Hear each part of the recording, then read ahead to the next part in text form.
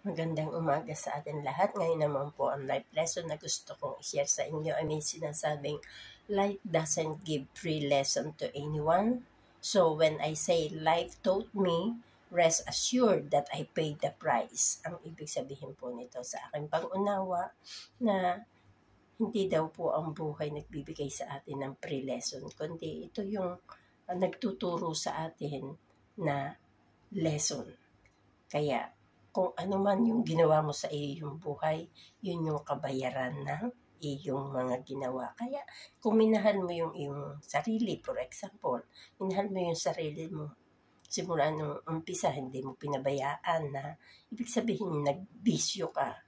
Ibig sabihin, mas maganda yung kalusugan mo sa darating na panahon kaysa sa kasalukuyan. Kasi kung pinabayaan mo yun, maaaring nagkakasakit ka. Kaya sa akin po, ang pangunawa ko, mahalin din natin ating sarili dahil ito po yung nagbibigay sa atin ng kalakasan. Alagaan natin, kaya palagi para maging malusog palagi. Kaya maraming salamat sa panonood ng live lesson. God bless us all. See you again next video. Bye for now.